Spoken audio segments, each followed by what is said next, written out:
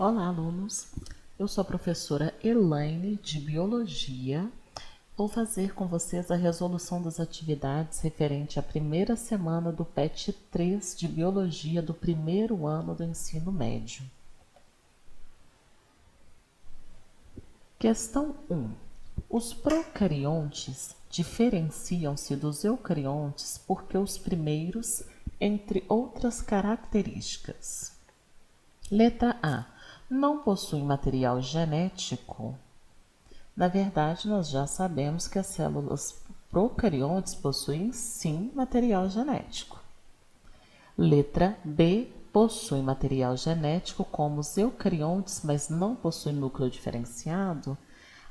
A letra B está correta, pois nas células procariontes elas possuem material genético, assim como as eucariontes, mas este material genético ele encontra-se disperso no citoplasma, então ela não possui um núcleo diferenciado. Mas vamos analisar as demais? Na letra C, possui núcleo, mas o material genético encontra-se disperso no citoplasma. Na letra C, ela está incorreta porque não possui núcleo. O material está sim disperso no citoplasma, mas não possui núcleo. A letra D possui material genético disperso no núcleo, mas não estruturas organizadas denominadas cromossomos. Na verdade, o material genético não está disperso no núcleo, está disperso no citoplasma. E na letra E também está errada porque me diz que possui núcleo e material genético organizado nos cromossomos. Nada a ver, né, moçada? Então a questão correta é a letra B.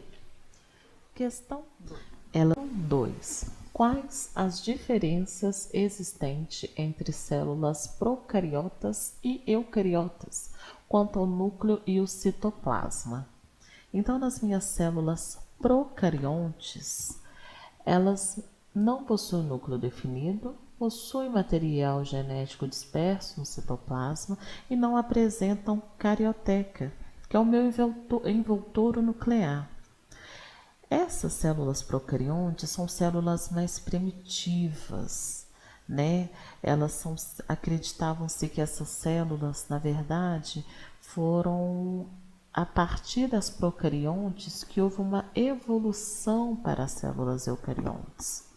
Então, elas são células menos complexas, com um nível de complexidade bem inferior por serem células mais primitivas, tem um nível de complexidade inferior em relação às células eucariontes, que já são células com material genético que eles já se encontra dentro do núcleo, possui uma estrutura muito mais complexa, é formado, né, por diversas membranas internas. Então já são células com um grau de complexidade bem maior, né? E elas demonstram ter uma melhor organização celular. Tem uma organização estrutural, né? Mais bem definida que em relação das células procariontes. Analisando a charge, eu tenho uma estrutura em 1, sem você fico sem O2, em 2, em 3, será que somos parentes? E em 4, eu dependo de vocês. Então, na letra A, indique o tipo de célula representado respectivamente por 1, 2 e 3. Então, em 1, eu tenho presente em 1 a célula animal eucarionte. Em 2, eu tenho uma célula vegetal eucarionte. Em 3, eu já tenho a presença de uma célula procarionte. E em 4, eu tenho a presença de um vírus. Justifique a declaração que 1 faz para 2, onde 1 diz sem você, eu fico sem O2. Que na verdade é através do processo de fotossíntese realizado por seres autotróficos, que são os organismos capazes de produzirem o seu próprio alimento, que são o caso das plantas, das algas, né? Na verdade, somos organismos que nos alimentamos de outros seres vivos. Nós dependemos do oxigênio liberado pelas células vegetais. Então, essa é a declaração que 1 faz para 2. Número 3. A célula eucariótica é compartimentada, a procariótica não. Esta afirmação faz sentido quando comparamos os dois padrões de organização celular sob o seguinte aspecto. Letra A, dimensões celulares. A relação superfície-volume é maior na célula procariótica que em relação na célula eucariótica. Então, assim, a célula procariótica apresenta-se com uma área superficial suficientemente grande para satisfazê-la em termos nutritivos. Ao mesmo tempo, o espaço interno é adequado à ocorrência das reações metabólicas num ambiente descompartimentado. Essa já é de cara a nossa questão correta. Porque nas letras B, C e D, vamos analisá-la aqui rapidinho, a relação nucleoplasmática, que a relação nucleoplasmática varia de 1 para 1 a 1 para 3 na célula eucariótica, mostrando-nos que enquanto o núcleo varia de volume, o citoplasma permanece com volume constante.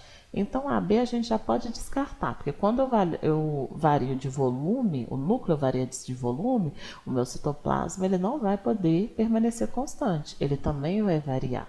Então, a B a gente já descarta.